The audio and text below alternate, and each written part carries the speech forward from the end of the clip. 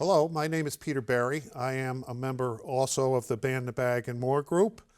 Like its predecessor, Article 49 asks that we take another small step in reducing the overall consequences of a throwaway society.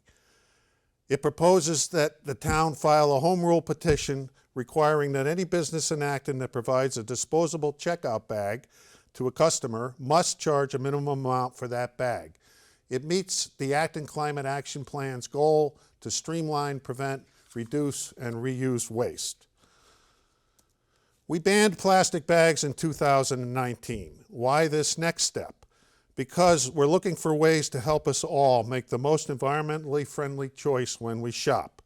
Places that took only the step of banning plastic bags show that those bans alone do not either capture consumer attention or shift consumer behavior towards sustainability.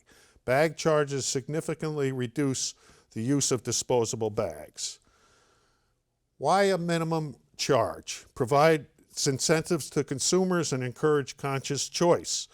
When checkout bags seem to be free, there's a long-term cost to the environment and to businesses. Right now, businesses have to absorb costs or pass them along to consumers.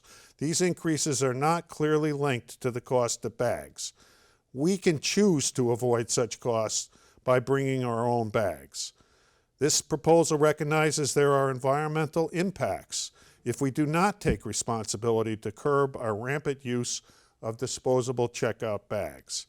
The U.S. cuts down 14 million trees per year to make paper bags. Lost trees affect wildlife habitat, soil erosion, and air quality. 1 acre of mature forest can absorb the same amount of CO2 produced by driving our cars 26,000 miles. Paper checkout bags are heavier to ship and require more fuel to transport. We want to reduce waste and the associated costs. Roughly 65% of paper bags get recycled. The rest end up in incinerators and waterways, or as litter. We want to offset burden on retailers. The costs have risen significantly. Retailers feel they have to provide bags. There's little or no incentive to consumers to skip taking a bag entirely or to bring their own. And finally, we want to reduce litter. Things that are free and easily tossed aside find their way onto roadsides, into woods and streams, as this familiar image from Acton's roadside shows. How much and why? We know to encourage a shift in behavior, a bag cannot simply be free. There must be a charge of some sort that causes consumers to stop and make a choice. Earlier bag charge bills were intended to reimburse the retailer for the cost of bags. Again, those prices have been rising, and Dunelland's currently estimates charges at 15 cents a bag. What bags would not be included? This is a list of items that would not be included. Many small bags would not qualify as checkout bags and would not be covered by the 15-cent charge. The more local communities that pass bag charge home rule petitions will encourage the legislature to finally pass a statewide charge bill that has been pending in the legislature for several years. Who would monitor this petition? It's not a gotcha measure. It's not punitive. Ban the Bag and others will be partners with the Board of Health to get as much information and support out as we can.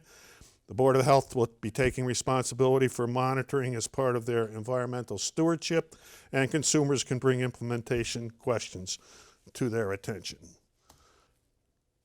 It's a win for businesses who keep the monies collected to offset their costs and provides for a consistent townwide policy. It's a win for consumers who can choose to spend on disposable checkout bags or not.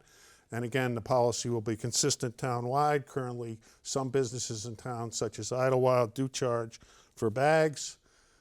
It's a win for the environment. As this image shows, a reusable bag saved 1,764 paper bags over 14 years. The most sustainable choice is the bag you already have. And it's a win for the environment. We were asking town meeting to give new meaning to the old phrase, BYOB. Please support Article 49 and bring your own bag. Thank you.